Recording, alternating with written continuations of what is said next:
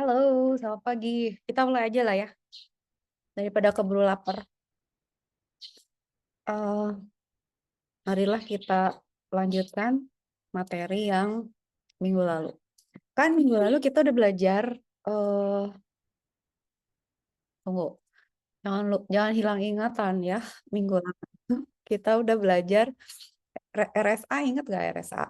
Nah, RSA itu kan pub- public key cryptography kan, bareng sama ECC. Oke, kalau kalau kalau eh, Oke, asimetrik lah gitu ya. Asimetrik kita nyebutnya. Kalau simetrik kan udah tuh des, triple des, apa, eh, AS dan lain sebagainya ya. Rindel dan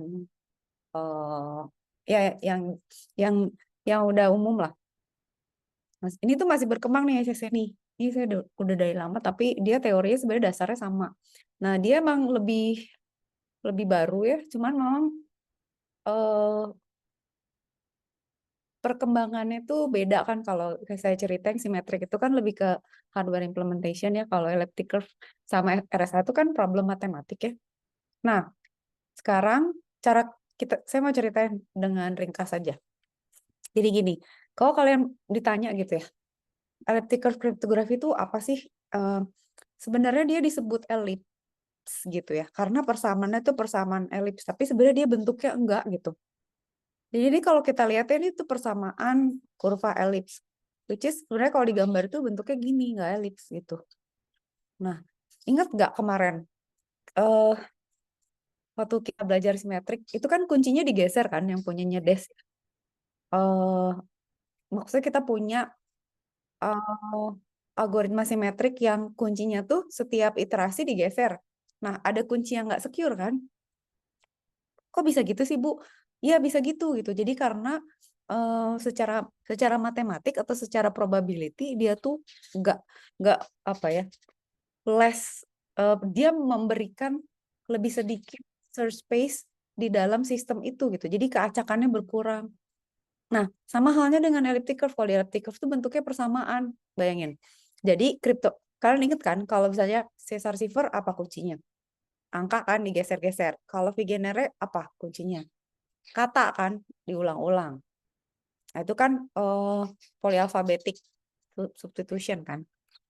Terus kalau misalnya RSA kuncinya apa? Ingat gak kemarin? N sama E kan, private D. Kalau kalau elliptic curve itu nanti kuncinya tuh terkait sama persamaan ini gitu. Jadi beda gitu sama sama kriptografi yang lain. Oke. Nah, setiap kurva itu tuh tingkat keamanannya beda-beda. Jadi kalau kalian lihat ya, persamaannya kan gambarnya kayak gini ya, nggak ada yang bentuknya elips kan. Dan ini tingkat keamanannya pun beda-beda gitu. Nah, kenapa bisa beda? Karena apa namanya? Karena dia secara matematik itu nanti ada hubungannya sama grup gitu ya, sama grup grup itu maksudnya gini. Di matematik itu ada kumpulan apa ya? Ada struktur matematik. Di mana kalau kita punya suatu persamaan, dia tuh bisa dikelompok-kelompokin gitu. Jadi kayak bisa difaktorkan. Kayak misalnya gimana ngejelasin ya. Kalau angka kan misalnya 12 itu kan bisa faktor dari 2, bisa dari 3, bisa dari 4 gitu ya. Nah, kalau di persamaan itu si kurva itu tuh dia bisa punya istilahnya apa ya? Saya nggak tahu persisnya bahasa matematiknya, tapi dia kayak punya grup abelian atau dalam dalam persamaannya tuh dia bisa punya temennya gitu. Ya sepupunya lah atau apalah gitu. Nah, kalau dia bisa dipecah gitu tuh jadi nggak secure. Sama pokoknya selalu gitulah prinsipnya. Pada saat kita punya bilangan atau persamaan yang dia ada faktornya, itu vulnerable tuh pasti. Karena bisa dipecah jadi problem yang lebih kecil. Makanya kan kalau kita ngehack biasanya divide and conquer kan. Atau misalnya kita memperkecil possibility, narrow down the possibility gitu. Kayak misalnya password nih. Masa kita mau brute force, Pak? Misalnya password, gue mau nembak password temen gue 4 digit. Misalnya gitu ya. Misalnya gini, kalian misalnya mau nembak temen, bukan bukan nembak istilahnya, mau menebak ya. Saya kalian mau nebak temen kalian punya password handphone, passwordnya cuma 3, cuma 4 bit, 4 digit. Biasanya kan 6 ya, ini kalau 6. Itu kalian gimana tuh caranya? Kan kita bisa apa namanya mengurangi possibility-nya kan. Kalau misalnya katakan ini 4 digit ya, misalnya. Ini kalau misalnya dia biner 0 sama 1, possibility-nya ada berapa? 2 pangkat 4 kan? Ya enggak? Karena kan dari 0, 0, 0, bener nggak? Nah, ini kan possibility-nya cuman segini, ada 16 kemungkinan gitu ya. Kalau dia 01. Kalau dia alfabet, gimana? Berarti 2 pangkat 26. Hitunglah itu berapa gitu. Kebayang nggak? Kalau, sorry, bukan 2 pangkat 26 dong. 24, sorry, bukan 2 pangkat 26. Salah ya. Ini kursinya ada berapa? 4 kan? Possibility-nya ada berapa? 26 kan? Jadi ada 26 pangkat 4 kemungkinan. Kalau misalnya alfabet plus numerik gitu ya, plus numerik, berarti berapa? 36 pangkat 4 gitu. Nah ini kan gila gitu, maksudnya banyak banget gitu. Kalau misalnya jadi 6, berarti kan ini possibility-nya nambah tuh. Jadi kalau misalnya dia biner, 2 pangkat 6 berarti kemungkinannya. Berarti dari 000 sampai 111 kan. Kalau di alfa aja alfabet 26 pangkat 6. Kalau alfa numerik berarti 36 pangkat 6 gitu ya. Tapi kebayang nggak? Nah, ini tuh nggak mungkin di brute force gitu. Pasti kita sederhanain. Misalnya kayak cobain tanggal lahir. Atau cobain misalnya dilihat dia gesturnya apa sih kalau masukin pin gitu. Nah, itu ya kebayang nggak? Nah, di matematik juga gitu. Jadi kita tuh mencoba menyederhanakan menjadi yang lebih kemungkinannya lebih sedikit. Dah, sekarang kita balik ke sini ya. Nah, elliptical cryptography itu adalah suatu dunia semesta yang beda aja pokoknya. Di dunia elliptic curve itu perkaliannya sama penjumlahannya nggak kayak di dunia kita gitu. Maksudnya gimana sih Bu? Gini. Jadi kemarin kan kalau RSA kalian inget ya, RSA tuh kan kalau RSA lah nulis RSA aja salah lu nge-glitch. RSA nih kunci kunci kunci publiknya apa? N kan, sama E kan. N itu siapa? P kali Q kan. P kali Q itu bilangan besar prima dikaliin kan. E itu kan sesuatu yang merupakan yang dia itu adalah apa? Ayo ingat nggak? E itu dia adalah eh,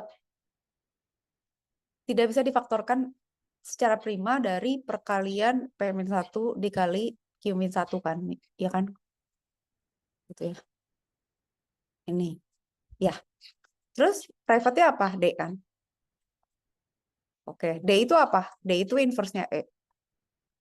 D itu adalah inverse-nya E. Oke. Inverse apa? Inverse mode.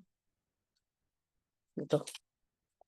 Sampai sini oke Kak. Nah, sekarang kalau dia elliptic curve, dia punya perkalian titik. Titik apa, Bu? Titik yang ada di dalam kurva ini. Jadi kita punya titik dikaliin. Terus ada hasilnya gitu. Nah, kalau kita punya titik ya, P sama Q. Itu dikaliin. Itu artinya kita harus tarik garis sampai ketemu kurva yang ini, yang kayak busur, yang kayak busur panah ini. Ya. Terus udah gitu kita tarik garisnya, cerminnya terhadap sumbu Y. Nah, itulah hasilnya penyumlahan.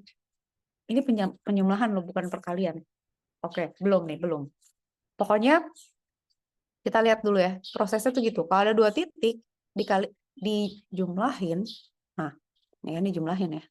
Itu berarti tarik garisnya sampai ketemu busur.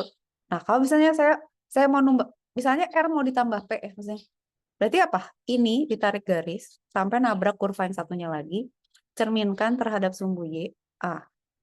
Ini berarti adalah R ditambah P P. Kebayang nggak? Misalnya P mau ditambahin Q, R tambah P itu jadi siapa gitu ya. Mau ditambahin Q, gitu aja terus gitu. Ke sini, terus dicermin lagi ke sini. Gitu ya, operasinya tuh kayak gitu. Nah, perkalian ini, itu tuh si Q, itu adalah perkalian yang kita, ini tuh publik yang kita nggak tahu dikali berapa gitu. K itu pengalinya. Jadi katakan misalnya K itu key-nya sebenarnya ini private-nya nih. Misalnya kita bilang ya, kita punya satu titik awal. Itu dikaliin sama suatu bilangan yang rahasia. Bilangan rahasianya misalnya 9. Nah, berarti 9 itu tuh si titik ini tuh harus dikaliin 2 gitu. Karena kan kayak tadi ya, di jumlah terus dikali di double istilahnya double ya. Di double terus baru ditambah tambah 1. Kalau pakai 9P gitu, oke. Nah, yang jadi bikin susah apa sih? Maksudnya Bu, gini, kita kalau kita dikasih kunci publika, terus kita tahu P-nya, misalnya, kita tuh nggak tahu K-nya berapa. Jadi artinya gini, misalnya kita punya satu titik ya, itu ditaruh message nih gitu. Itu tuh dia dikali-kaliin bolak-balik gitu, di double terus pindah ke sini, pindah ke situ, pindah ke sini, pindah ke situ gitu. Jadi kita tuh nggak tahu gitu dia tuh asalnya dari mana karena udah pindah-pindah terus gitu. Karena setiap dikaliin dia pindah kan. Itulah yang jadi susah. Nah, setiap kita mau ngitung perpindahan itu tuh resource-nya gede gitu. Jadi makanya ingat simetrik itu lebih cepat karena dia base-nya cuman geser-geser, XOR gitu. Tapi kalau RSA sama elliptic curve itu berat. Tapi mereka jauh lebih secure gitu. Karena apa? Karena persamaannya persamaan matematik yang sangat kompleks gitu. Oke? Nah, sekarang berarti kunci publiknya kalau di elliptic curve apa? Q kan? Gitu ya. Ini public key. Ini P-nya juga dikasih tahu. P-nya tuh start dari sini. Iya, kenapa harus ada? Ya kayak kita misalnya ngasih tahu apa sesar cipher ya, orangnya harus tahu lah ini pakai alfabet atau pakai numerik gitu. Paling enggak detailnya tuh dikasih tahuin gitu. Nah, si base point-nya dikasih tahu sama persamaan kurva dikasih tahu. K itu adalah apa kunci rahasianya, N itu adalah order of P. Order of P itu adalah ini. Jadi berapa banyak P itu bisa keluyuran sampai balik lagi ke dirinya gitu. Kebayang nggak? Jadi kan si P ini bisa pindah ke sini, bisa pindah ke sini, bisa pindah ke sini, pindah ke sini, dan seterusnya gitu ya. Dia tuh bisa keluyuran sampai balik lagi ke diri itu berapa kali. Nah, semakin besar ordernya, berarti ini persamaan ini semakin secure gitu. Si kurva ini. Sampai sini gampang kan ininya logiknya gitu. Nah, saya sekarang jelasin aja. Nah, ini ya. Kalau penjumlahan kan yang tadi kayak gitu ya, kalian bisa ya. Dan seterusnya gitu. Kalau misalnya ada 3, kalau perkalian gimana? Ini kan penjumlahan nih, P tambah Q, beda ya. Tapi kalau perkalian gimana? Perkalian tuh kayak yang tadi kan, 9P itu kan the double, sisanya ditambahin kan. Kalau nambahin kita udah bisa, tapi ngedouble tuh gimana? Nah, ngedouble tuh kayak gini, misalnya P sendirian nih, dia di double gitu. Nah, caranya ngedouble adalah kita tarik garis singgung, tabrakin ke sini, kasih cerminnya. Nah, itu dia jadi 2P. Nanti kalau mau jadi itu ya bikin garis singgung ke situ sampai nabrak sini, cerminin ke sana, itu adalah 3P gitu. Kebayang nggak? Dan seterusnya ya. Oke, ini secara visual ada perhitungannya secara matematik gitu ya. Oke. Nah, jadi kayak gini, balik lagi 3. Kebayang nggak kalau 9 kan jadi gitu lagi gitu kan. Bisa kebayangkan. Kalau saya sampai 9 berarti ya udah ini disinggungin lagi nih ke sini. Nah, singgungin lagi nih ke sini. Nah, ini jadi 4P sekarang. Kalau 9P lo terus ke situ gitu dah pokoknya. Nah, kan kalau kita tahu Q-nya, kita tahu P-nya. Kita kan nggak tahu dia berapa kali mondar-mandirnya. K-nya kan susah banget itu. Gimana ngitungnya juga ribet gitu. Jadi makanya nih elliptical tuh secure banget. Nah, apa sih Bu maksudnya titik-titik itu ngapain? Nah, message kita tuh ditaruh di titik. Jadi kalau kalian nanti punya plain text, misalnya hello world, itu dirubah jadi XY. Bayang nggak? Kok bisa Bu? Convert aja dia jadi numbers gitu. Nanti Y-nya itu Jadi kita bikin angka dari si hello world ini menjadi XY yang ada di kurva gitu. Nah, itu tuh nanti ada proses perhitungan paddingnya supaya dia pas di titik yang kurva itu. Jadi kita bikin message dijadiin angka bentuknya XY. XY itu harus ada di dalam kurva si XY ini gitu. Si XY ini tuh harus ada di dalam kurva yang tadi itu gitu. Gimana caranya? Yaitu di embed gitu ya. Nah, itu prosesnya susah tuh, harus hitung secara matematik. Nah, udah kalau udah dalam kurva kita kali-kaliin sehingga nanti akhirnya kita dapat X2Y2 gitu. Jadi dari plain text kita jadiin angka. Angka ini gede banget tahu. Soalnya kan kita punya ininya gede. Apa ya saya misalnya message cukup panjang gitu ya. Kita jadiin angka yang gede banget. Terus kita tempelin ke kurva. Nanti setelah itu dioperasikan dapatlah X2Y2.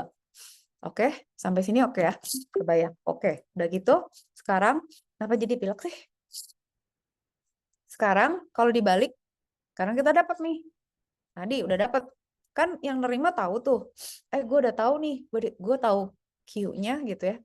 Sama gue tahu kurvanya, gue tahu P-nya juga gitu. Prosesnya gimana? Nah, dia itu punya D. Jadi D itu kayak inverse dari pokoknya dia punya lah ya ini ya. Nanti deh saya kasih contoh angka-angkanya. Nanti dia dapat lagi nih. Sebenarnya di inverse aja gitu. Jadi kalau tadi dikaliin, nah kayak di RSA ya kan sepasang kan si N sama D kan, sama D kan. Ini juga gitu. Si K sama D ini itu kebalikannya gitu. Nanti dia akan balik lagi gitu, hasilnya. Oke, sip. Udah gitu, sekarang kita lihat. Nah, contoh. Saya punya persamaan kayak gini ya. Elliptic curve itu didefinisikan di Z11. Z11 itu artinya bilangan 0 sampai 10. Bilangan bulat. Jadi kalau saya plot, ini kan jadinya gini kan. Bentuknya kan nggak elips kan. Kok bentuknya nggak kayak yang tadi? Ini kalau nggak mungkin kita punya kurva bentuk kayak gini. Ini bilangan real kan. Sekarang siapa yang bisa jawab? Kenapa kriptografi itu pakai bilangan bulat atau bilangan pecahan? Kayak kemarin, RSA, pakai perkalian bilangan prima. Kenapa nggak bilangan bulat? Nggak boleh. Jadi di kriptografi itu pemetaannya tuh satu ke satu. Jadi saya kalian punya ya, ini message ya. Ini misalnya plain text nih. Ini tuh ciphertext ya, gitu. Itu tuh tidak boleh tuh, misalnya ada plain text, dia bisa jadi dua ciphertext gitu nggak boleh. Atau kebalikannya misalnya dua ciphertext itu berasal dari satu plain text sama itu nggak boleh. Itu nggak boleh. Mereka harus pemetaan satu ke satu. Artinya apa? Kalau di encrypt-nya itu baliknya harus itu gitu, nggak boleh yang lain. Mau gimana pun kagak bisa. Jadi kalau misalnya di encrypt jadi ini ya udah lu jadi itu. Dibalikin jadi gitu lagi gitu. Kebayang nggak? Kayak gini harus kayak gini. Ini baru benar gitu. Ingat ya, kriptografi itu gitu. Nah, di kriptografi nggak ada yang pakai, makanya selalu selalu abstrak aljabar misalnya atau bilangan bulat. Karena kalau ada bilangan pecahan ya jadi ada pembulatan dong. Lah nanti misalnya di sana 6 di sana di sini 7 misalnya. Dibulatinnya beda. Udah dioperasi-operasiin terus jadi pembulatan angkanya jadi beda. Kan jadi nggak bener gitu. Jadi nggak integrity kan maksudnya datanya. Bener nggak? Oke ya. Nah, si kurvanya tuh nggak mungkin gini. Ini tuh kalau kurvanya halus gini tuh berarti dia bilangan float kan, bilangan real kan. Maksudnya bilangan pecahan kan ini kalau misalnya bisa rapi gini. Ya pastilah ada komanya gitu, gimana caranya? Nah, karena kita di kriptografi itu kita nggak mungkin pakai bilangan pecahan gitu. Jadi sebenarnya bentuknya kalau kita hitung itu dia nggak kayak ini. Terus kenapa Bu digambarin gini itu untuk visualisasi operasinya gitu. Tapi sebenarnya kalau kita hitung bersamaannya tuh kayak gini. Ini saya buat sederhana mungkin penjelasannya biar nggak perih otaknya ya. Jadi saya dulu juga waktu belajar geger otak soalnya maksudnya apa sih gue nggak ngerti gitu. Tapi ternyata cuman ya maksudnya poinnya gitu. Tetap aja sama aja kayak RSA gitu. Cuman problem matematiknya beda. Nah, ini kan kalau kita bikin ya, maksudnya y kuadrat itu sama dengan x pangkat 3 tambah x tambah 6 kan. Ya udah tinggal dimasukin aja kan persamaannya gitu. Ini kalau kita plot, ya udah misalnya X-nya 3, berarti Y-nya berapa? Ya hitung aja gitu. Saya 3 pangkat 3 pangkat 3, 27 tambah 3 berapa gitu ya. Berarti ya akarnya itu berapa Y-nya gitu. Ya udah tinggal di plotting aja kan. Nah, terus kita sebenarnya bisa bikin begini aja gitu. Kayak misalnya kalau satu berarti apa? Kalau dua berapa? Ini kan dapat gini ya. Tapi karena dia Z11, berarti angkanya tuh 0 sampai 10 gitu. Nggak bisa lebih dari ini. Oke, ini sebenarnya ini tuh kita nge-layout urutan-urutannya ya. Kalau misalnya apa namanya bilangannya urutan bilangannya kayak gimana gitu. Nah, terus yang paling gampang ini deh. Kita ngitung kuadratik residu, artinya kan tadi saya bilang ya, ini tuh Bu kalau pecahan gimana? Nggak boleh. Jadi kita tuh cuma boleh pakai yang nggak ada pecahan. Misalnya gini, kan kita ngitung ya, Y ini kan sumbu kiri kan, kok sumbu kiri sih, ruas kiri. Ini ruas kiri ya, Y kuadrat kan. Ini ruas kanan kan, X pangkat 3 tambah X tambah 6 kan. Oke. Nah, kalau ini kan kita hitung aja ya. Kalau Y-nya 0 dikuadratin 0. Semuanya di mod 11 ya, jangan lupa. Kan jadi kayak gini bentuknya. Nah, kalau ini ya udah kita masukin X-nya. Kalau kita masukin persamaannya, nah di sini kita cari kuadratik residunya ada nggak? Maksudnya untuk X yang ini tuh ada Y-nya atau enggak gitu. Kita cari di sini 6 tuh nggak ada. 8 di sini juga nggak ada. 5 di sini ada gitu, sama 3. 8 nggak ada kan? 4 ada nggak? Ada. 4 ada. 4 ada. 9 ada. 7 ada nggak di sini? Itu sebenarnya apa? Ini tuh kita mau ngebandingin ruas kiri sama ruas kanan tuh samanya di angka berapa? Kebayang nggak kalian? Ini tuh logik aja gitu. Oke, nah kalau mereka ruas kiri sama ruas kanan tuh sama, artinya apa? Persamaannya kan bisa dibuat. Maksudnya dia bisa ada di dalam persamaan kurva itu kan, bener nggak? Kalau nggak ya berarti nggak bisa gitu, nggak ada, nggak sama dengan gitu. Nah ini kita ambilin yang residu kuadratiknya tuh sama gitu ya. Ya udah di sini kita bisa lihat, oh 5 itu berarti apa? 5 itu Y-nya 4, ya kan? X-nya, taruh dulu, X-nya 2. Oh iya, yang 5 tuh di mana aja? Yang 5 tuh ini 4 sama 7. Kelihatan nggak? Ya kan? Oke.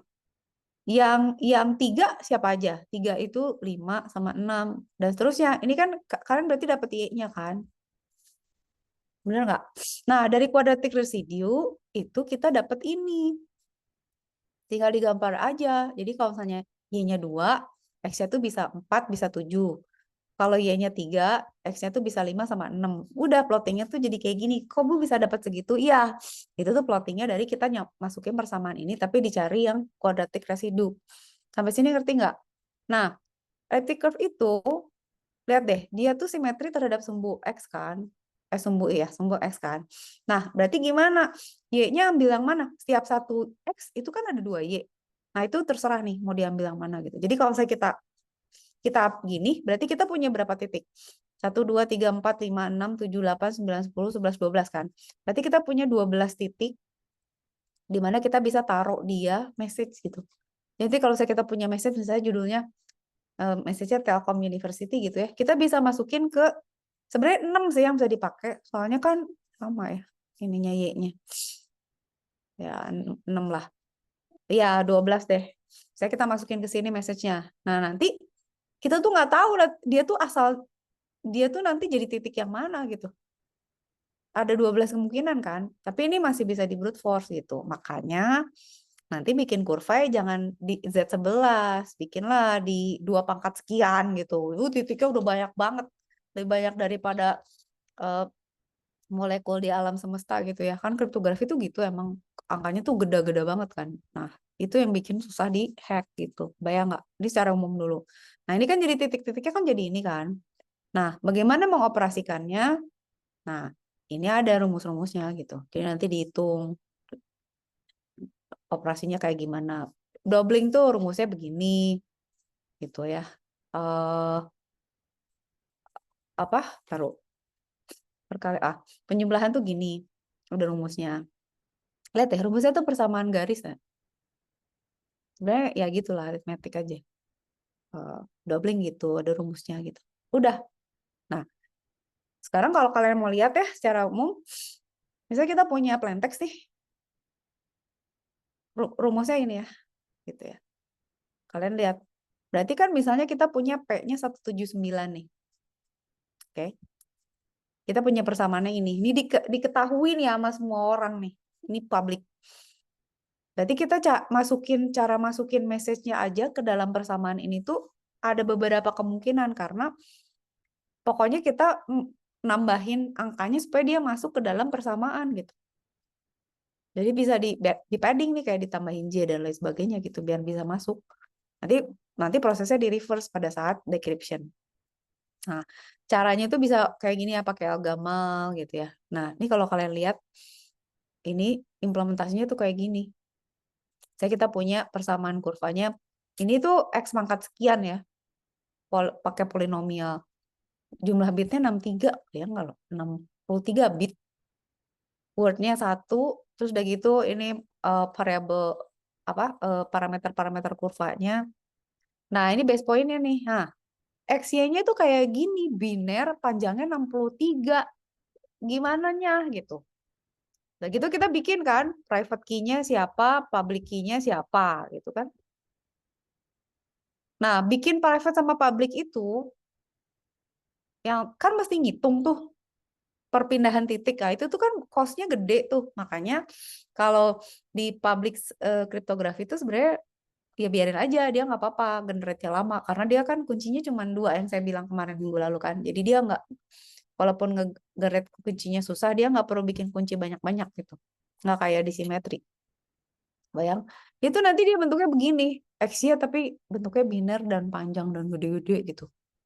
Makanya dia susah diterjemahkannya. Gitu, oke? Jadi kebayang ya, itu aja dulu. Karena kita masih punya ini. Nanti kalau misalnya kita harus balik ke ke detailnya ya kita detailin. Tapi secara umum kalian tahulah prinsipnya begitu gitu ya. Oke, sekarang kita ke advanced cryptography. Ingat kan? Kalau kita punya security, itu kan kita punya CIA. Oke. CIA sama ditambah, kalau saya ditambah non-repudiation sama availability ya, gitu ya. Nah, ini apa? Ini kan yang ini kan, authentication kan. Kalau identifikasi apa? Siapa yang bisa bedain? Apa bedanya? Panggil nih, siapa? Masa diam semua? Siapa bisa jawab? Adit bisa jawab nggak, Adit? Bedanya identifikasi sama authentication apa? Ih, Adit nggak dengerin ya, awas ya. Didrik mana Didrik? Ada Bu, ada Bu. Ayo sebelum diomelin. Apa bedanya identifikasi sama authentication, Didrik? Menurut logik aja apa coba bedanya? Nggak usah Google, nggak usah Google. Oh, identifikasi itu Apa? menurut saya itu kita kayak cuma mengidentifikasi tapi nggak bener-bener tahu gitu kalau ini teh objeknya itu Nah, bener atau enggak gitu. bener atuh. Tuh, dengar yang lain. Bener. Makasih Didrik. Ya betul gitu. Jadi kayak gini contohnya misalnya. Misal nih ya, nih saya pakai baju tell you nih. Nah, atau misalnya lihat anak SD gitu. Itu anak SD tuh gitu. Atau misalnya ini dosen tell you, ini anak lab nih gitu. Itu identifikasi tuh. Cuman bener gak dia gitu? Kata Didrik bener. Jadi tanpa tahu itu tuh siapa gitu. Lah kalau misalnya dia orang lain yang menggunakan identitas orang lain, ya itu sama halnya kayak misalnya kalian pakai kartu mahasiswa teman kalian untuk login gitu, tapping. Itu kan sistem sebenarnya nggak tahu tuh yang tapping siapa gitu. Karena yang nge-tap sama si yang di-tap-nya itu tuh nggak ada authentication-nya. Makasih ya Didrik ya. Thank you. Nah, authentication itu berarti kan harus ada satu apa ya? satu variabel atau apa yang bukan variabel istilahnya, sesuatu yang nyantolin itu kan, entah itu persamaan, entah itu sesuatu yang dicek, yang di align, yang di apa ya, yang harus sesuai gitu. Makanya ada password, ada PIN, what you know, what you are, what you have gitu kan. Tuh, oke, masih ingat kan? Nah, ini kan yang diketahui user kan berarti what we know kan.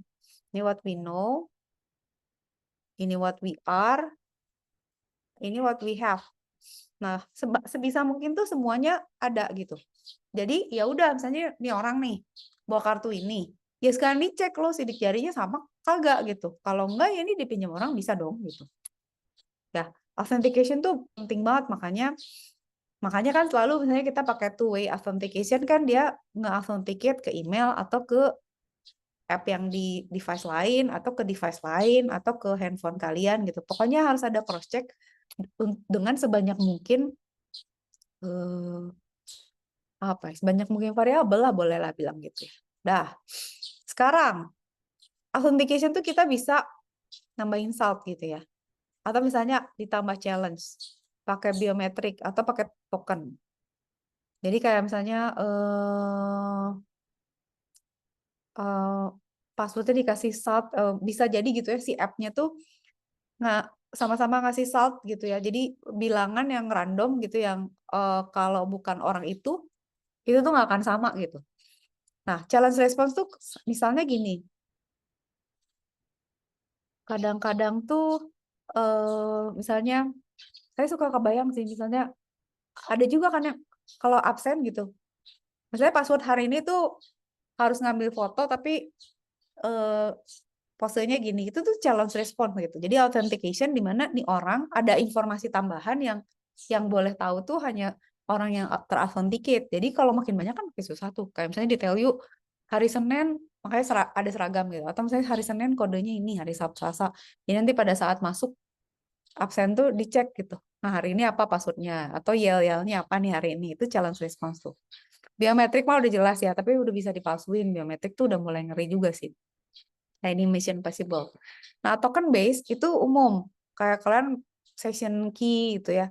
Terus misalnya kalian punya tahu kan token buat transaksi di bank. Nah, itu tuh sebenarnya pada prinsipnya bikin session key yang digenerate secara cepat gitu.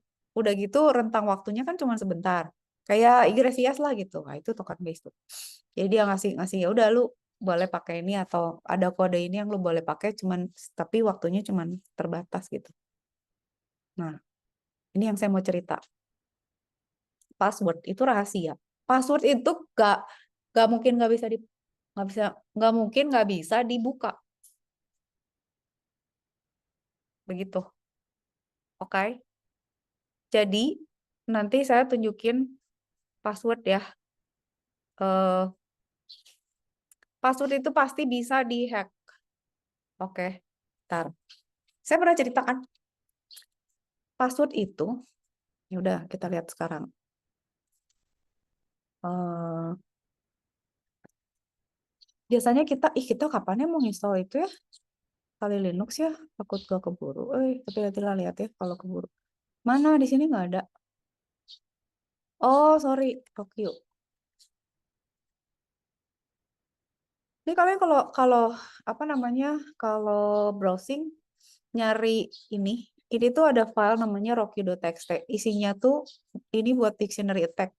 Jadi isinya semua kata yang biasanya dipakai buat password. Ini kalau dictionary-nya makin lengkap, itu kalian makin makin bisa nih gitu ngehack ngehack si passwordnya kan. Jadi kalau kita ngehack password tuh jangan kayak gila gitu, jangan maksudnya jangan nebak semuanya gitu. Tapi kalau emang nggak clueless ya bisa pakai dictionary tag gitu. Nah, yang bego itu nggak boleh ngomong bego ya, kan lagi puasa juga. Yang nggak bijaksana, cie. Nggak boleh ngomong kasar loh. Yang nggak bijaksana adalah kalau misalnya kalian bikin password tuh yang ada di dalam. Ini inget loh, password ya. Password tuh selalu bisa dihack. Jadi jangan jangan gegabah gitu. Jangan membuat password yang ada di dalam dictionary. Maksudnya apa, Bu? Semua kata yang ada di dictionary deh gitu. Saya kalian punya dictionary bahasa Inggris gitu ya, atau bahasa Perancis yang ada. Soalnya orang yang ngehack semakin lengkap, itu dia bakal bisa nebak gitu. Ini kan sebenarnya bahasa Inggris segala macam gitu yang umum dipakai gitu. Ya udah gitu. Jangan berbentuk kata-kata yang akan ada di, karena kita bisa lakukan dictionary attack. Toolsnya itu banyak tuh di Kali Linux. Bisa pakai eh, John the Ripper gitu kan ya. Bisa pakai sorry, kok gue jadi lupa ya. Burpsuite. Bisa pakai Cowpatty. Jadi banyak. Jadi intinya tuh dia bakal nebak-nebak-nebak. Nah, sekarang yang mengerikan adalah ini. Saya pernah bikin ke kalian namanya ini.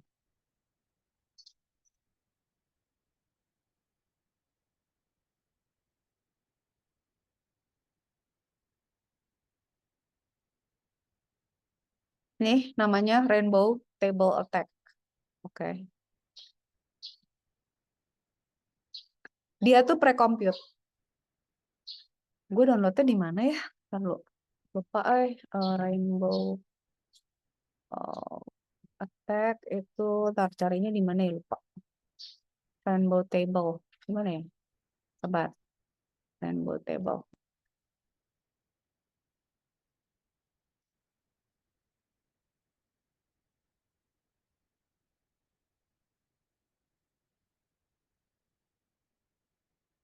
Kok hilang ya? Hilang. Kok hilang?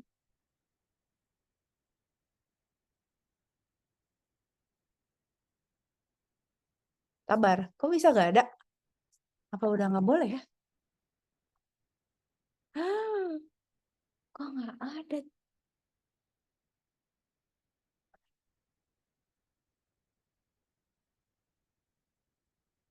Udah nggak boleh ya? Tunggu, kenapa jadi gini? Lalu, kenapa ada WhatsApp?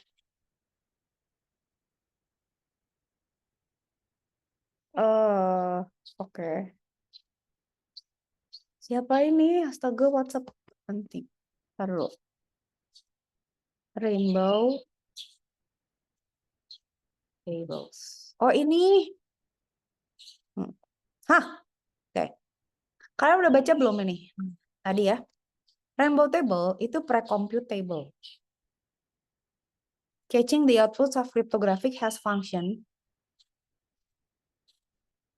Dan dia itu sudah bisa nebak hashnya apa. Itu kira-kira hashnya, kira-kira passwordnya apa. Jadi dia punya algoritma ini. Jadi secara pendeknya, Rainbow Attack itu tuh kayak gini. Dia tuh udah punya tebak. Misalnya, oke, kalau semua space, gak ngerti gue. Semua space tuh gimana ya? Spasi semua gitu ya. 1 sampai 7. Atau alpha besar kecil numerik. Atau alpha sama space. Atau lower alpha aja. Atau dan seterusnya. Lihat, mix alpha, simbol, space. Kan lihat gak? Ini tuh sama dia udah di pre-compute. Jadi kalau kita mau hack, ya udah tinggal pakai tabel ini aja. Jadi kalau saya kita punya tabel nih, katakan dia kan tadi saya bilang ke kalian, jangan pakai password yang udah ada di dictionary. Ya udah Bu, saya pakai AC12344 bintang-bintang spasi A gitu. Itu masih bisa ketebak sama ini. Karena dia nggak peduli, nggak lihat dictionary, dia bikin semua variasi, bayangin. Dan dia tahu hashnya gitu, dia bisa nebak hashnya.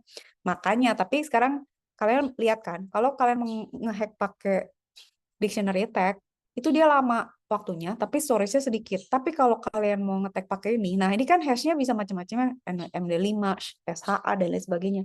Itu kalian mesti punya storage. Nih, download nih 108 giga gitu. Download nih 362 giga. Ini aja kagak cukup. Mac saya cuma 128, kagak muat. Ini kalau ngedownload yang 35 giga selesai nih, kagak bisa kerja gue. Ini 1 tera. 1 tera, 1 tera Eden taruh di mana 1 tera? Ini 5 giga. Oh ya, bisa.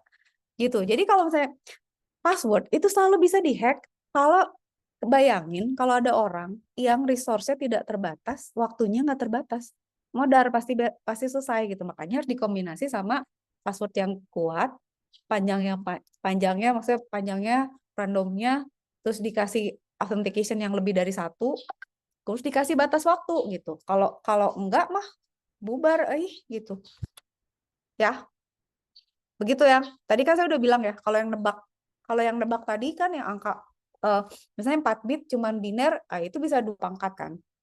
Kalau kalian mau lebih random, ya udah jangan biner dong. Kemungkinannya untuk setiap kursi atau setiap posisi kan cuma 2. Ya bikinlah banyak variasi, tapi itu pun pasti tetap bisa dihack. Bad news. Oke. Nah, skema dasar password itu adalah di hash ya. Jadi kalau misalnya kalian misalnya belajar bikin front end sama back end. Misalnya bikin sistem nih. Saya mau bikin sistem ini, Bu. Apa misalnya login login lab di kampus misalnya, atau login something gitu ya. Itu kan kalau usernya login dipakai password kan. Passwordnya itu nggak boleh bugil loh. Maksudnya nggak boleh nama doang. Maksudnya nggak boleh password aja. Dia harus di hash. Nah, gue lupa deh caranya. Misalnya hash ya. Kita lihat ya sekarang kalau kita mau nge-hash tuh. Ya, misalnya saya mau nge-hash. Tunggu sabar. MD5 apa ya ininya kalau misalnya teks gitu. Taruh. Sabar. Coba ya, Perplexity lebih ini nggak ya? Lebih bagus nggak ya? Daripada Google lebih cepat nggak ya? How to how to MD5 attacks on Mac OS.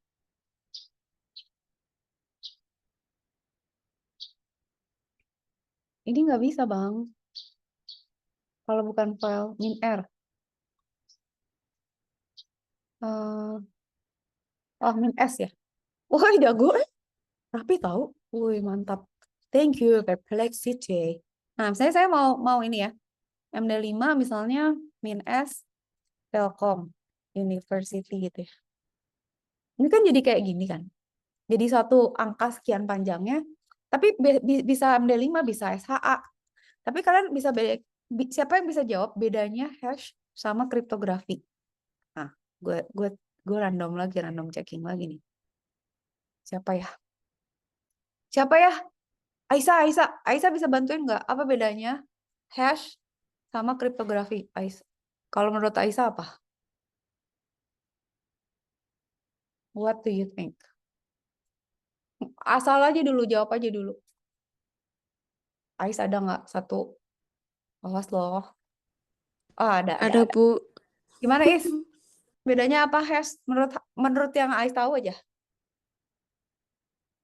Hash sama kriptografi apa bedanya?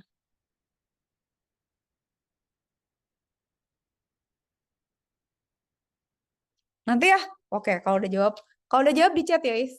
Oke. Jadi bedanya kan ini kan saya punya string ya. Dia berubah jadi gini. Ini di encrypt nggak sih, Bu? Dia beda. Encryption itu kita punya persamaan sehingga nanti bisa kita balikin lagi. Kalau hash itu one way function. Itu kalian mesti ingat. Hash itu adalah one way function. Artinya apa? Nggak bisa balik lagi. Kalau kriptografi bisa balik lagi. Kalau inget ya, nggak boleh sampai lupa. Kalau hash itu cuma satu arah. There's no way you reverse back the numbers into this. Ini nggak bisa. Ini nggak bisa. Jadi hash itu cuma emang dibuat untuk satu arah. Kenapa gitu? Karena fungsinya pun dia beda gitu.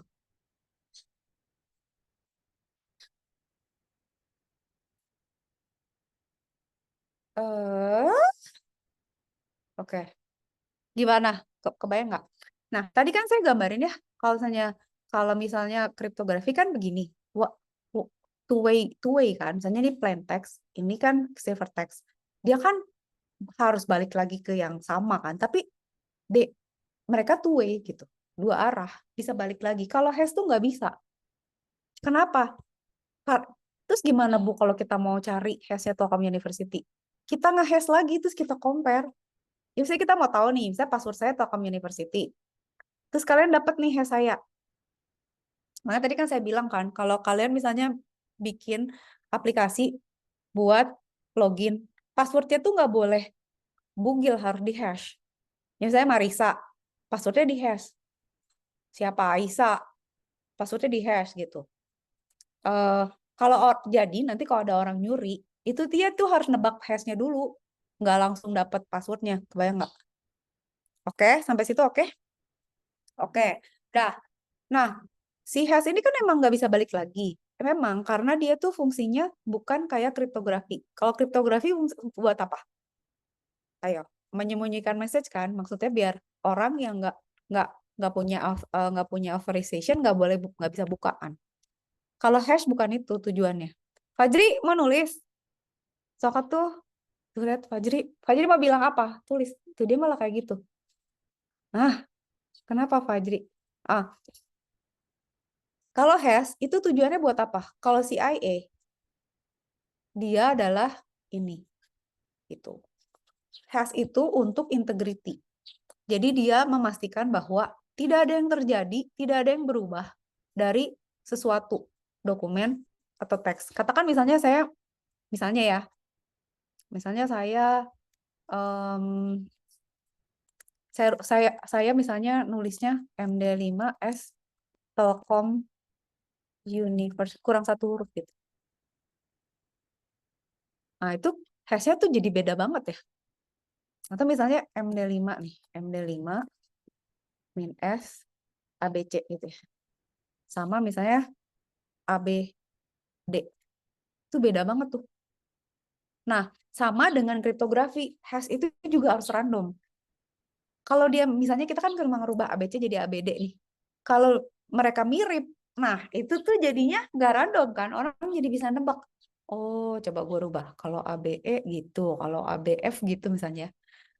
Dia nanti jadi bisa nebak algoritmanya. Nah, hash itu kalau kriptografi itu security-nya kan dari banyaknya possibility kan.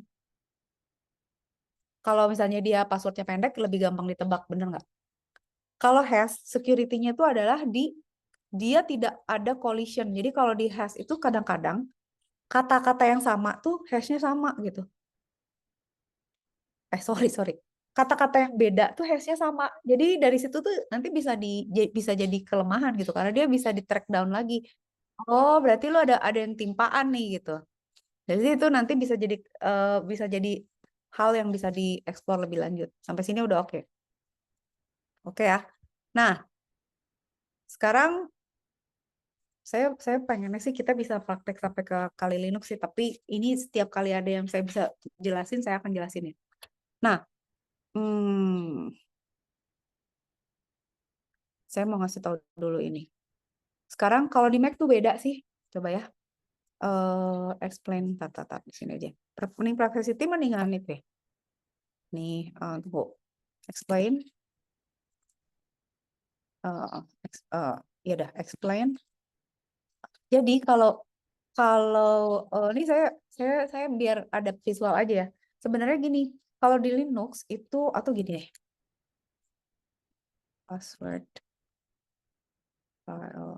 Password and shadow file.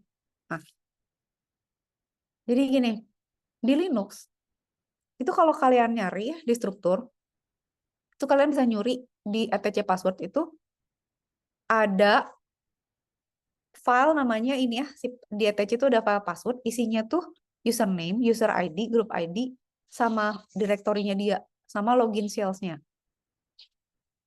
Nggak ada passwordnya. Password itu ada di sini dalam bentuk hexa. Sorry, dalam bentuk hash. Gitu. Jadi kalau kalian mau ngehack, nggak boleh ngajarin, tapi kan harus tahu ya. Kalau kalian misalnya mau ngehack di Linux, tuh kalian mesti nyuri 2 file dulu. Soalnya nanti si file ini baru bisa kita gabung. Nanti kalau udah, baru kita bisa tag. Ngeteknya gimana, Bu? Bisa pakai dictionary tag. Jadi misalnya kalian dictionary tag ya, ini tuh kita nggak ngetek. Misalnya kita udah tahu username-nya. Misalnya username-nya adalah Adit gitu.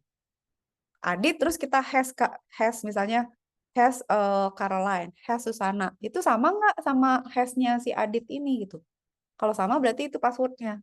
Itu kalau pakai dictionary attack. Tapi kalau misalnya pakai rainbow attack, ya itu lebih cepat lagi karena si hashnya udah ada, tinggal dibandingin aja gitu. Kita udah nggak tahu passwordnya apa, kita langsung ngetek hashnya aja gitu.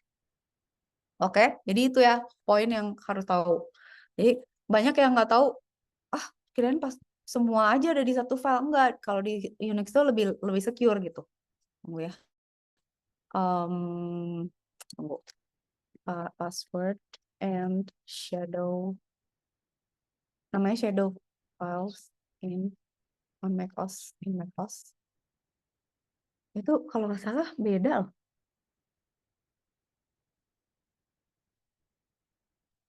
Dia beda tuh.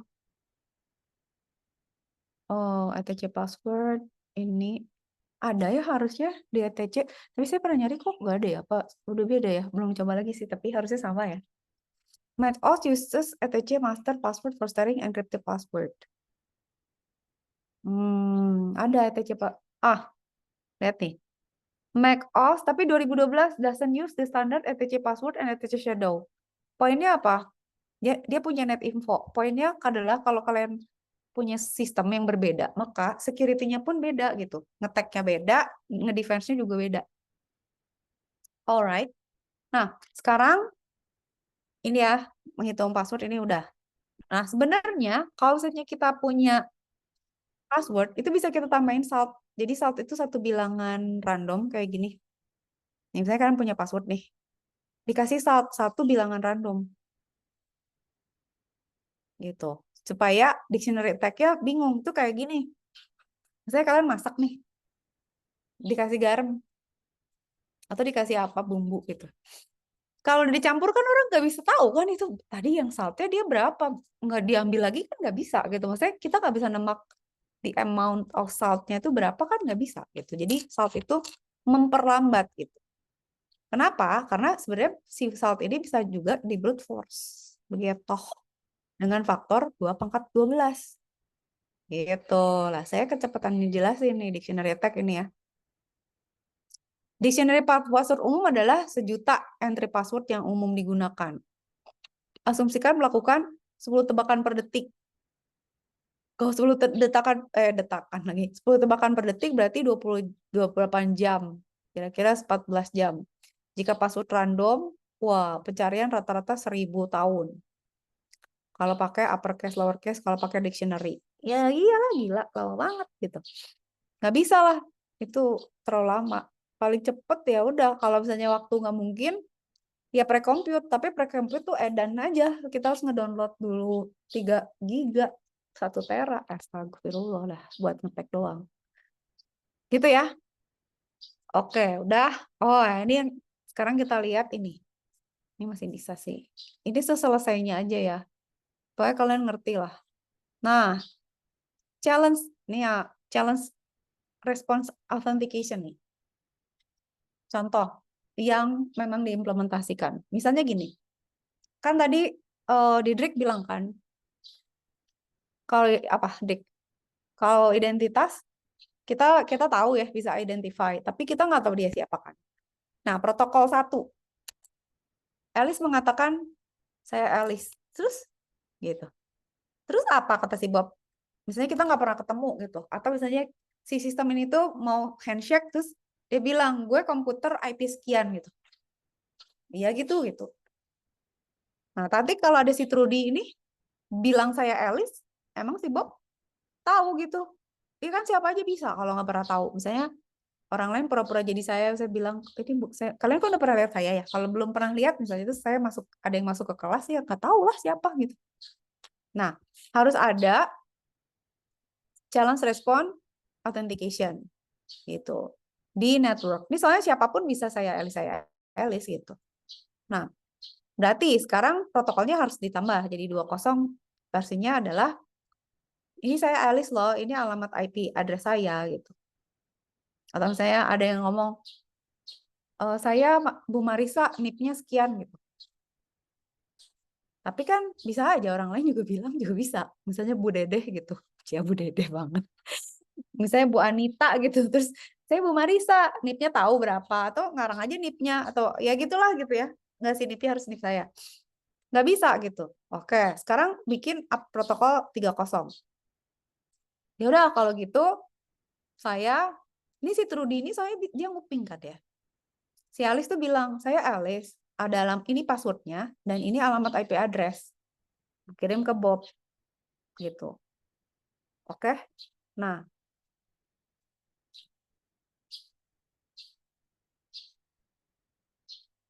dulu. Oke. Ini siapa namanya? Si Trudy itu bisa ngerekam kan? Ini namanya playback attack. Dia ulang ke Bob. Ini sama yang saya cerita di pertemuan pertama, inget gak? Yang Harry Potter, ya kan? Si siapa? Siapa sahabatnya Harry Potter? Kok jadi lupa? Dia niru kan, karena dia suka denger si Harry Potter ngelindur ngomong password, jadi dia tahu passwordnya gitu. Tapi cuma niru. Itu playback attack tuh. Dan kita tuh nggak perlu tahu ya satu paket data ini isinya apa. Kalau kita bisa copy satu frame itu, terus kita kirim ulang, ya bisa login gitu. Jadi ini tuh penuh kelemahan gitu. Oke. Nah, jadi sekarang diupdate nih jadi protokol 31. Ya udah kalau gitu sekarang passwordnya di-encrypt. Tadi nggak di-encrypt. Lah, selama si Trudy masih bisa denger, ya dia bakal terus aja gitu. Kayak gitu. Jadi gimana? Nah, sekarang harus ada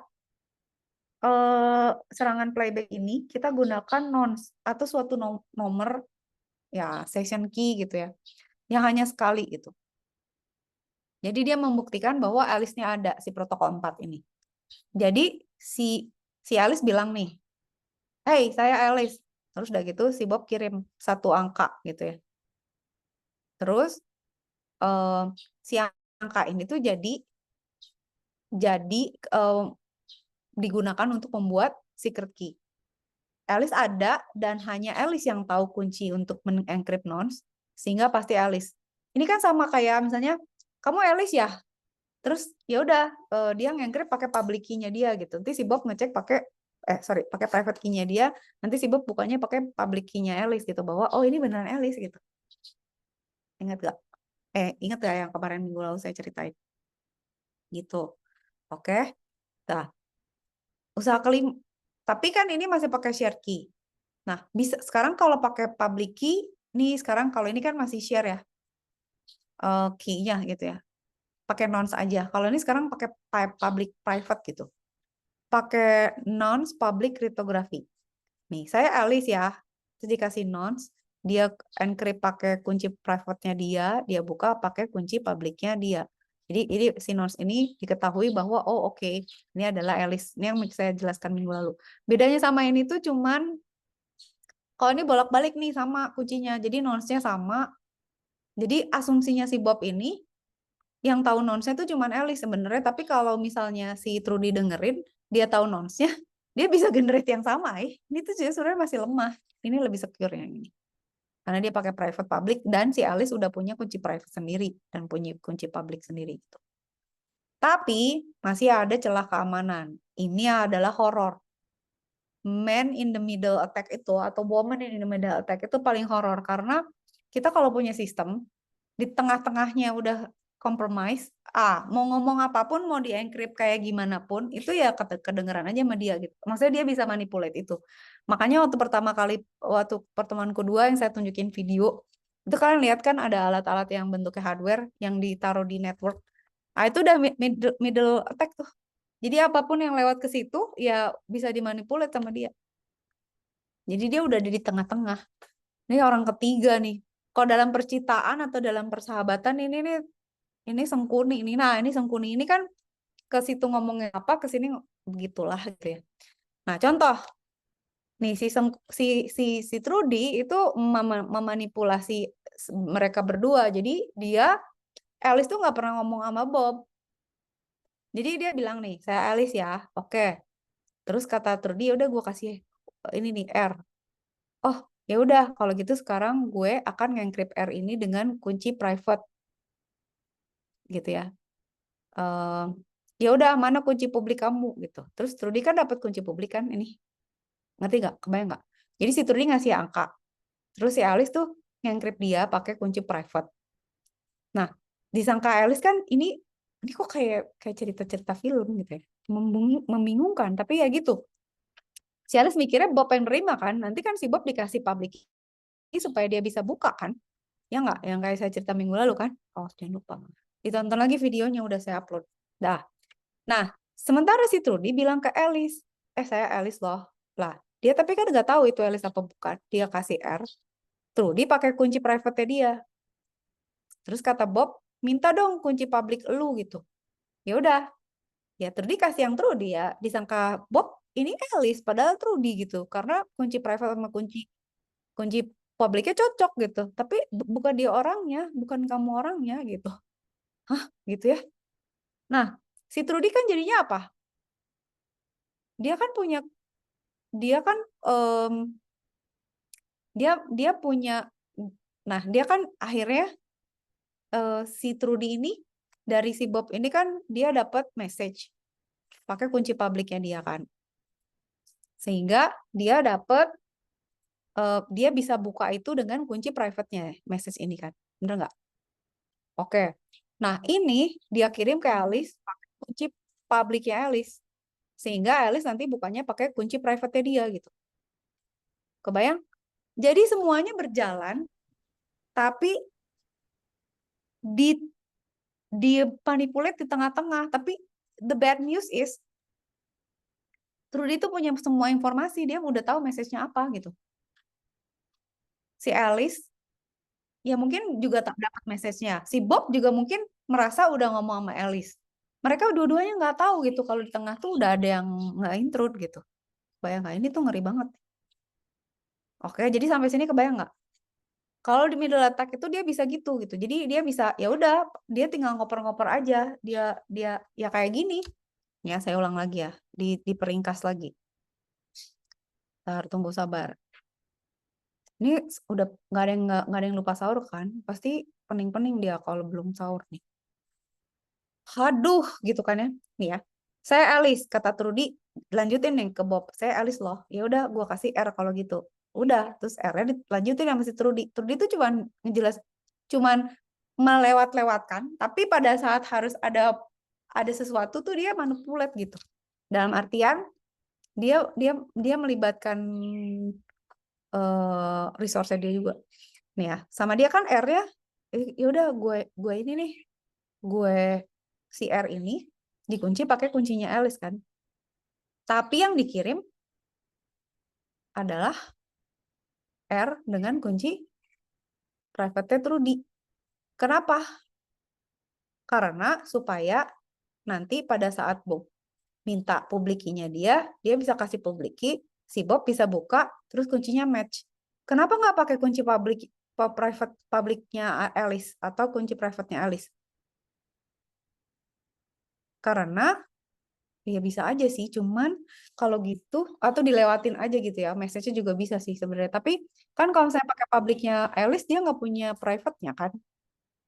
Tapi kalau saya dia bilang gini, sebenarnya dia bisa, iya, soalnya sih itu dia bisa terusin aja, cuman dia nanti nggak bisa buka message-nya gitu dengan kunci publik. Jadi ya harus pakai kunci publiknya si Rudy. Ya, udah ya. Ini kan dibuka, send me dia public key, berarti si Trudy dapat kunci publiknya A kan.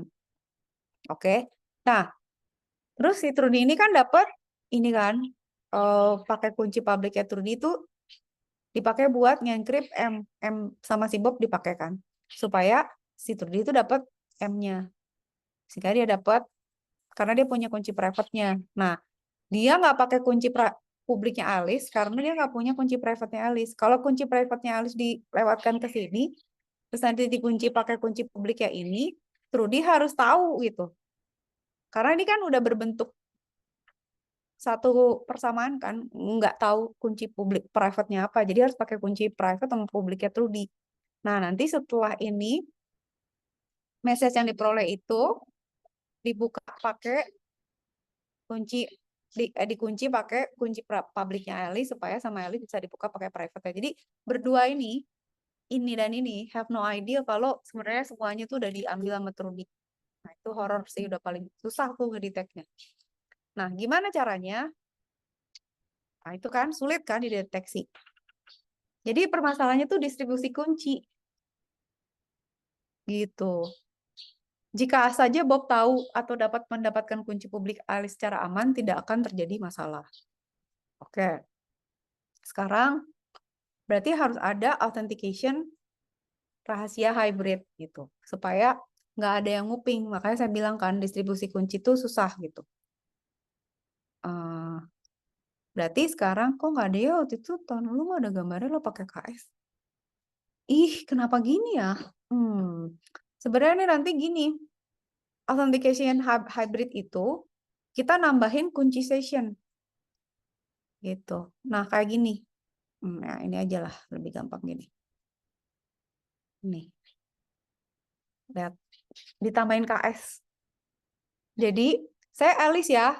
Nah, dia kirim dia pakai kunci publiknya Bob. Gitu ya. Untuk mengirimkan saya Alice. Terus dia kasih nonce dan kunci session pakai kunci private-nya. Kirim ke si Bob. Nanti si Bob itu ngirim lagi apa namanya? Nge-encrypt KS-nya pakai kunci private-nya dia. Dibungkus lagi sama kunci publiknya dia. Gitu. Sehingga nanti kita dapat, jadi tujuannya tuh mereka mau tuker-tukeran KS ini. Tapi si KS ini itu di encrypt pakai public private-nya mereka. Sehingga nanti mereka bisa mengencrypt apa namanya? Pesannya tuh pakai kunci S ini yang share ini. Kebayang nggak, ngerti nggak? Nah, ingat nggak yang saya bilang?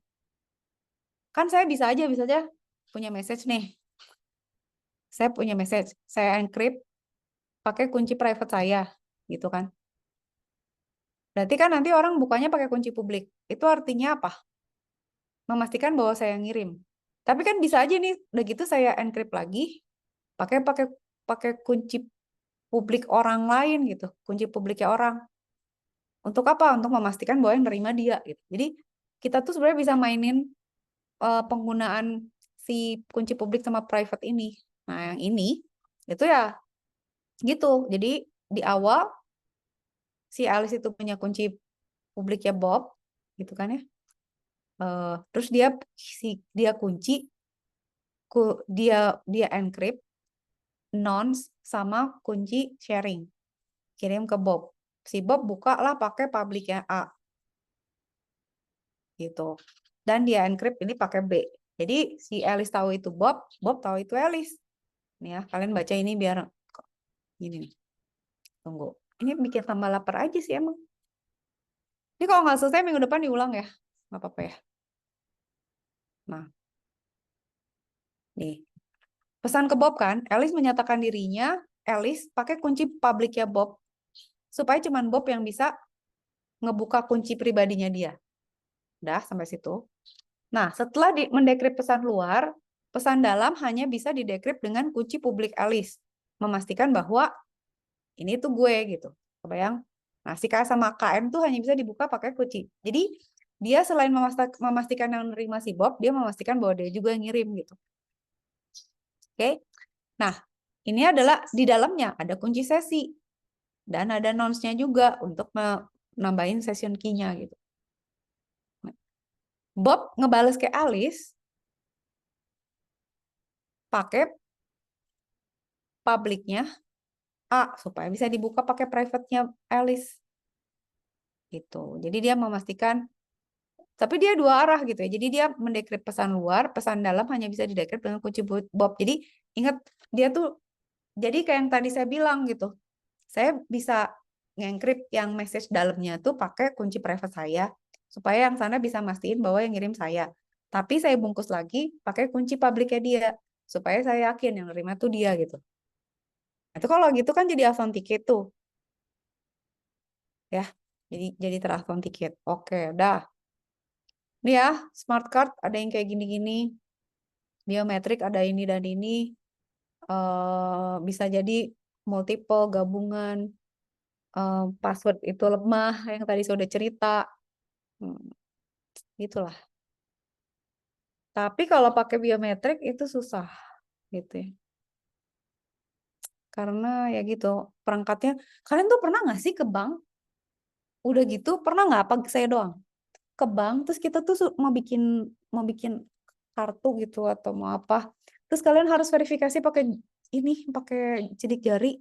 Saya udah pernah di BRI sama di BNI, dan itu mesinnya nggak ada yang bisa tau. Maksudnya kenapa ya gitu kayak emang sih ada gummy finger, jadi yang emang dia susah gitu, nggak gitu jelas sidik jarinya. Tapi itu mesinnya tuh yang kayak harusnya kalau kalau misalnya kalian pakai smartphone kan kalian misalnya open pakai sidik jari kan cepet banget ya, maksudnya ya Allah cepet gitu. Tapi kalau di bank tuh kayak oh gitu. Saya juga dulu pernah tuh di ITB mau masuk ruangan tuh pakai sidik jari, agak lemot gitu. Kadang kalau basah habis wudhu gak bisa login gitu. Nah, kelemahan dari biometrik tuh itu device-nya mesti bagus. Dan ini bisa bisa ditiru sidik jari itu. Eh, Terus bisa juga kalau ini bisa pakai gambar juga ya. Kalau kita punya gambar yang high res digituin ke kamera bisa ketipu juga. Dia nggak tahu juga itu emang mata kita atau bukan kan. Nah, ini juga banyak cara ya nyuri-nyuri. Ya kayak gini kan ngerekam PIN. Nih kan nyatet dari kayak keylogger gitu kan bisa juga ya. Bisa dari keylogger, bisa dari kamera gitu. Oke, ya udah. Terus hash function tadi udah saya jelasin ya, fungsi satu arah. Kais sudah tahu lah ya. Sekarang hash function yang saya bilang, ini saya kecepatan ngejelasinnya. MD5 tuh tadi udah kita pakai. Nih ya. MD5 tuh sebenarnya ngacak juga kayak symmetric cryptography. Cuman ya dia emang cuma satu arah, nggak bisa di reverse. Jadi kalau kita bikin dash AS itu kan kita boleh, maksudnya lu mau di rotate kayak mau di shift, asal nanti prosesnya tuh bisa di reverse gitu. Kalau hash tuh enggak gitu. Jadi dia nggak bisa di reverse, dia tidak kembali lagi. Ya, ntar saya ngecek ini kenapa banyak banget ini sih. Bentar ya.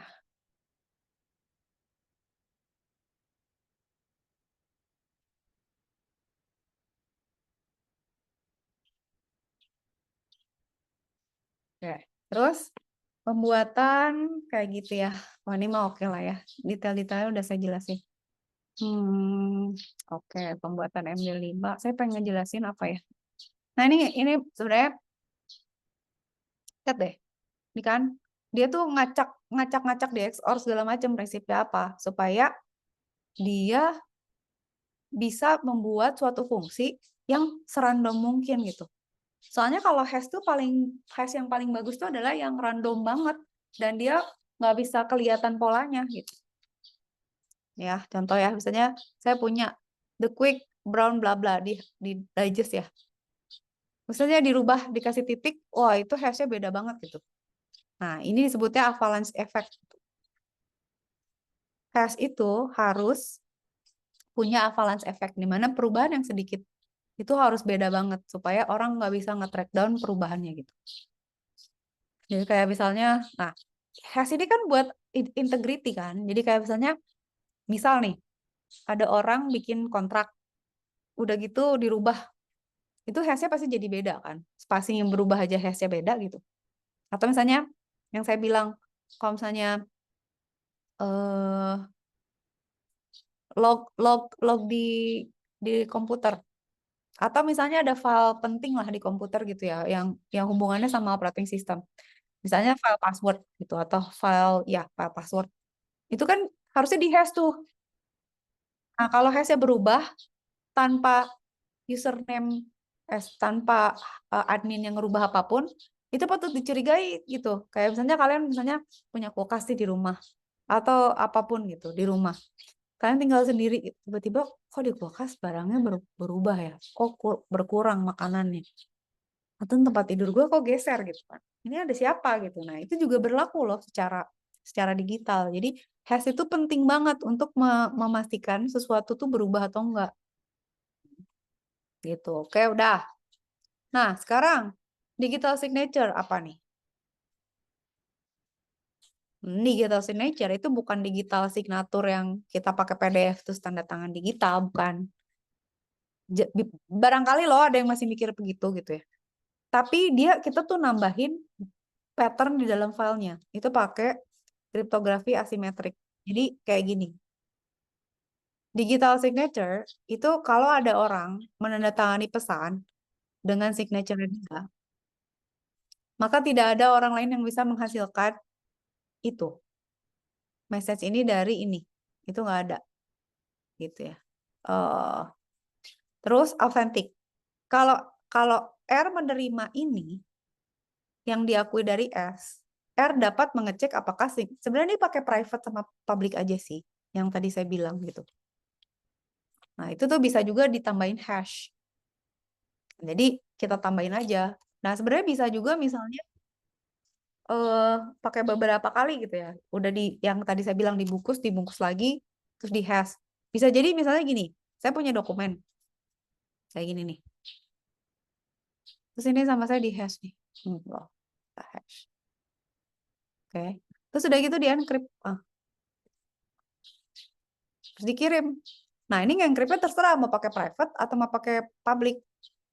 Bisa jadi misalnya oke, ini udah saya hash, saya encrypt pakai yang private saya. Lalu ini misalnya A ke B ya. Ini pakai kunci private ya A, di encrypt pakai kunci publik ya B. Jadi nanti si B akan ngebuka pakai private-nya dia, memastikan bahwa emang untuk dia. Terus akan ngebuka pakai kunci publik saya, memastikan bahwa itu punya saya. Terus ini nanti hash-nya disamain gitu. Nah, hash ini itu adalah angka yang menunjukkan hash ini gitu. Nah, itu nanti bisa di compare. Misalnya pas sudah dibuka, hash-nya masih sama nggak gitu. Kalau hash-nya berubah, berarti ada yang berarti ngeri nih. Berarti public key-nya si ini sama public key-nya si itu bubar gitu. Nah, itu tuh sebenarnya bisa dijadiin tanda tangan digital gitu. Jadi sebenarnya tanda tangan itu bukan secara ya tanda tangan gitu sih secara visual gitu ya atau digital, tapi secara authentication prosesnya tuh bisa di-track ke orang itu. Nah, kalau digital signature kan ke kita, kalau digital signature itu di kriptografi apa? Private key kan? Gitu. Oke. Nah, hal yang dibutuhkan untuk membuat digital signature adalah ini kan, yang tadi saya bilang. Sama digital certificate yang mempunyai digital signature. Oh, nggak ada yang gini, cukup waktunya. Nih, kayak misalnya gini, digital signature verification kan berarti kita ngitung kan, hash value-nya masih cocok nggak? Yang tadi saya bilang, udah ini udah. Pokoknya kalau ada yang berubah berarti, kalau nggak sama berarti nggak nggak valid gitu signature-nya. Jadi kita lihat ya hash value yang sekarang. Terus kita hitung hash value dari yang diterima. Kalau misalnya cocok, berarti verified. Kalau enggak berarti enggak gitu ya. Karena lu siapa gitu kan. Nah, kemungkinan penyebab invalid digital signature adalah digital signature diubah gitu dan dilakukan proses dekripsi. Jadi ada orang lain yang udah mengganti si isinya gitu. Jika pesan diubah setelah dilakukan proses signing, current hash value yang dihitung akan berbeda dengan original hash value. Nah, jadi sebenarnya kita bisa juga loh kayak gini misalnya. Oke, kita punya message ya. Message gitu ya. Terus ini kita kasih sesuatu lah ya, ada tanda digital something boleh apa gitu ya. Sini kita hash nih. Ini kita hash. Ini di hash nih tandanya gitu. Oke, berarti kan nggak boleh ada yang berubah nih gitu. Atau nih kasih password terus di hash gitu ya, boleh. Sini di encrypt nih. Pakai kunci private. Terus di hash lagi, boleh juga gitu. Gitu. Jadi ya terserah gitu tujuannya gimana. Jadi kita bisa ngecek apa yang mau diperhatikan gitu ya. Tar. Saya mau nunjukin di sini. Coba ya. Ini dia bisa nggak ya ditanya gitu ya. Oh, coba ya. List how many scenario, how many scenario of digital signature can be implemented. Kita lihat ya. Oke. Oh iya iya iya benar. Oke. Explain. Ntar, saya mau jelasin satu hal kita udah ya. Explain how digital certification.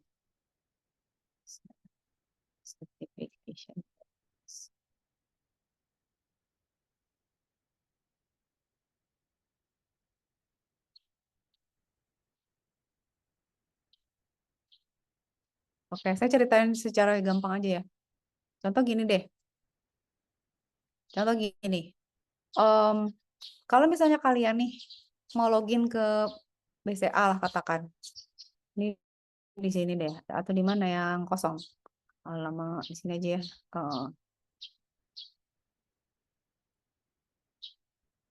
Kenapa gini? Nah, misalnya kalian mau login ke BCA nih. Ini website BCA nih. BCA. Ini kayak digital certification lah ya.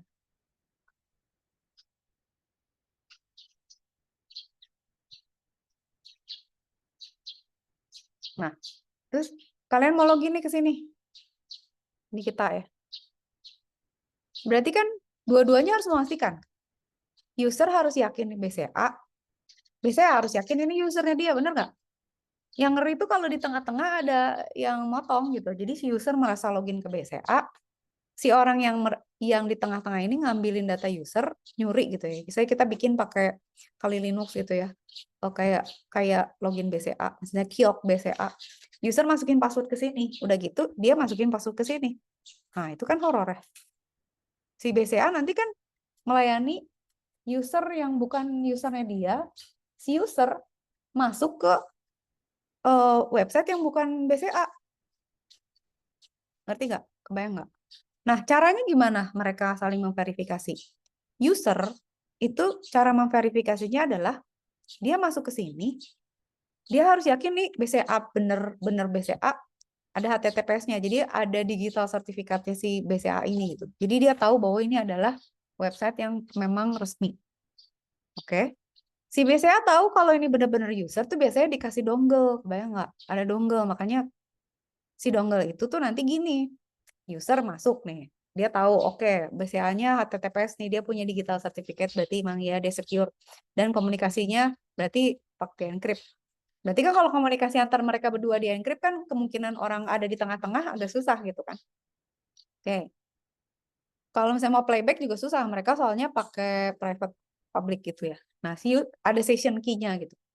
Nah, si user itu kan punya dongle. Nanti pas dia masuk ada session key. Nanti si BCA tuh akan ngasih session key lagi ke sini gitu ya. Supaya si user bisa masukin. Nah, kalau pada saat user saya dikasih kode nih, kode OTP gitu misalnya. Berapa OTP 013312 misalnya gitu. Atau bukan ke sini lah ya, ke suatu handphone gitu atau gimana caranya gitu. Jadi si user bisa masukin, oh dari sini dapat dari WhatsApp, dimasukin lah ke sini gitu. Terus nanti dia bisa bisa masukin. Nah, sebenarnya prinsip ini si BCA tuh memastikan nasabahnya itu pun adalah nasabah dia tuh dia kasih dongle ya, dikasih alat. Di mana si alat itu tuh nggak mungkin dimiliki sama yang bukan punya BCA. Nah, si alat itu bisa menghasilkan session key atau nonce yang bisa synchronize sama yang ada di sistemnya BCA gitu. Ngerti? Jadi itu cara BCA memastikan bahwa itu usernya dan cara user memastikan bahwa gue adalah user lo BCA. Problemnya kalau dongle-nya dicuri, itu problem tuh karena ya udah dongle-nya dicuri, password BCA-nya ketahuan. Nah, masih selamat kalau si orang ini handphonenya masih aman. Tapi kalau handphonenya juga dicuri atau misalnya disadap sehingga nanti ada session key yang masuk ke handphone, terus orangnya punya dongle pula, dia punya password BCA pula, ya udah selesai gitu. Si BCA-nya juga nggak bisa nggak bisa lu bukan nggak bisa tahu kalau itu bukan nasabahnya, si user yang udah di hack ini ya udah nggak tahu dia kalau dia udah dipakai sama pihak lain gitu. Jadi gitu ya, digital certification tuh intinya gitu, sederhananya gitu. Udah, kita absen dulu. Oke, kita absen dulu ya. Ah, ah, ah, ah, ah, ah, ah, ah, ah. Hmm, hmm.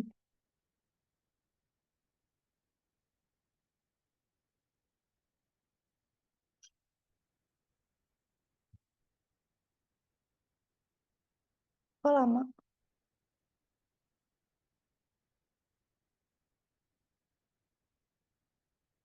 Nah, dulu ya.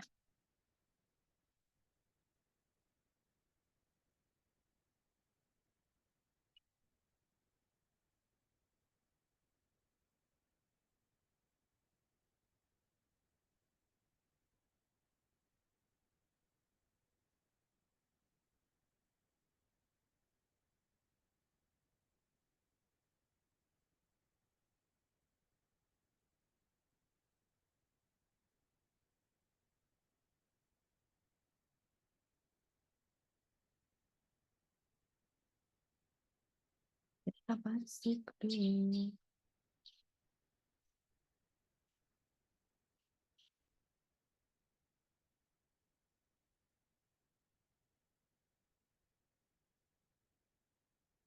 Hah? Kalau nggak mau isi gimana? Ya udah gitu dulu aja. Ih, gak bisa. Allahu Akbar, la ilaha illallah Muhammad Rasul. Sabar ya, nggak bisa absen. Allahu Akbar, ini nggak bisa gue. Gue mau Allahu Akbar. Hmm. Iya aja lah ya. Berapa banyak sih? Iya aja lah udah ya. Patut. Iya udah sangat dirasakan sih. Mau gimana lagi? Iya ada visi misi ya. Akhlak ya lah. Toleran empati ya lah gila. Gue pakai seragam nih lagi ya. Totalitas pastilah. Memberikan ide dan solutif harusnya. Bekerja cerdas iya dong. Antusias banget lah kita semua. Wirausaha oke lah. Citra baik sangat. Kerja ikhlas sangat lah. Pada begadang terus jujur semoga. Tanggung jawab iyalah gila. Berani dan disiplin oke. Submit. Iya. Oke. Selesai. Udah dong sekarang. Boleh masuk dong. Ah, udah. Lah terus gimana? Ih, sabar, sabar, sabar saudara-saudara. Nah, udah. Thank you. Sekarang mau kerja nih saya nih. Mana? Nah, berita acara. Belum. Cetak dulu.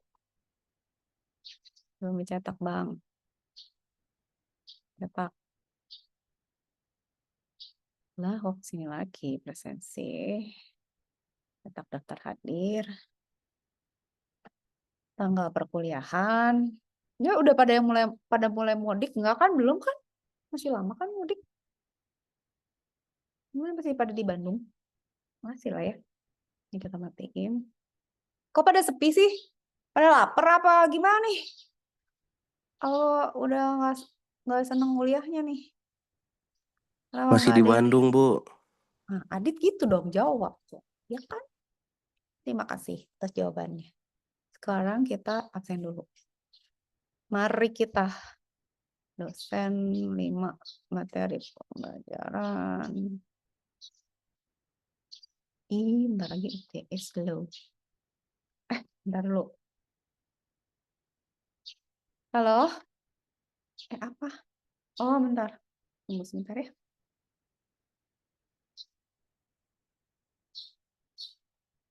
Oh, sebentar. Boleh? Boleh minta waktunya sebentar? Saya harus nge-GoPay dulu ya. Saya sabar, sabar.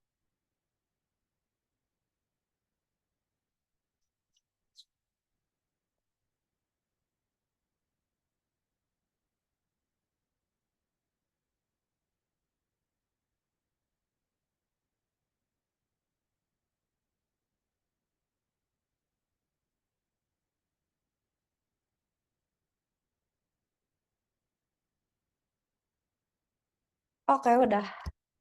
Sip. Kita absen dulu tambah base materi tambahan interaksi kuliah ya. Baik aja. Kita kuliah. Kalian tuh sekarang apa sih? Maksudnya gini. Nggak mood, capek, bosen kuliah, lemas, atau pengen mudik, atau apa sih situasinya, keadaan hidupnya? Lemes Atau Bu. Ngantuk aja, Bu. Lemas, Bu. Selma, Selma nggak belum itu pengen makan. Saya merasakan ini ketidakantusiasan dan kelaparan. Saya juga lapar terus. Itu kita lapar. Irfan, mana Irfan? Ini Hadir, yang Bu. tadi pagi. Irfan, udah sahur. Hadir. Udah, Bu. Oke. Tunggu. Tadi tuh ada yang infeksi bakteri itu siapa ya? Abdul Rasid Ridho. Kelas apa ya Abdul Rasid Ridho ya? Kita cek dulu. Abian. Hadir Bu, hadir. Oke, Abian masih seger juga lumayan. Rafli nggak ada. Rafli Maulana. Kenaf? Ken? Ada Bu. Oke, Ken aman, Ken? Kenaf puasa nggak sih, Ken? Enggak ya? Enggak Bu. Udah sarapan belum, Ken? Sarapan apa? Ada deh. Oke. Fadila ada nih. Hadir, Bu. Oke. Juandra mana Juandra? Hadir, Bu. Wih, dia kayak inspektur upacara masih. Dara mana Dara? Hadir, Bu. Dara ada. Aksandi. Raihan dulu, Raihan Salman. Hadir, Bu. Hadir. Ya udah standby ya, kasihan. Aksandi J Iskandar. Hadir, Bu. Lemes Aksandi. Abid. Bid. Hadir Bu. Oke. Faza mana Faza? Hadir, Bu. Oh, Faza nggak puasa ya? Mencurigakan nih. Enggak, Bu. Dia nggak puasa, Bu. Ya kan, Vel? Beda kan? Pasti. Iya. Habis makan dia, Bu. Habis makan mie ayam itu pasti. Lagi di ramen, Bu, mau ikut gak? Aduh, jahat. Wah, ramen enak. Udahlah, Sedap itu. lapar. Lapar nih. Adit? Hadir Bu. Asik. Faiz? Faiz gak ada. Avandi? Hadir, Bu. Gak ada. Oh, ini kasihan nih, dia nggak sahur nih. Sampai serak gitu. Kurang minum. Didrik mana Didrik? Ada, Bu. Didrik ada. Velma ada. Hadir, Bu. Oke, Rido sakit. Dia keracunan makanan. Kenapa makan apa tuh? Jaka. Ada Bu, hadir. Jaka ada. Atala Pasha. Atala. Nggak ada. Ais ada ya? Hadir. Pernah disiksa ya. Hadir katanya. Alfat. Hadir, Bu. Jutek gitu sih, Fat. Jangan gitu. Yang marah. Raihan Ivan. Hadir, Bu. Zahra. Hadir, Ibu. Oke, Zahra. Makasih. Abdul Malik Rahman. Abdul Malik. Oke. Alip. Lip. Jihan. Hadir, Bu. Wah, semangat nih Jihan juga. Mari kita makan ramen. Kevin. Kev. Kak Kev. Ada. Hadir Bu. Ya. Oke. Muhammad Harits. Hadir, Bu. Oke, Muhammad Harits ada. Tio. Hadir Bu. Oke, Fajri. Hadir Bu. Oke, Fajri ada. Egi. Egi mana? Nggak ada. Hadir. Ada Egi deh hadir, dia. Bu. Maafkan. Ya, ada. Ezra Daifa. Lapar, Bu. Ezra nggak ada. Sultan.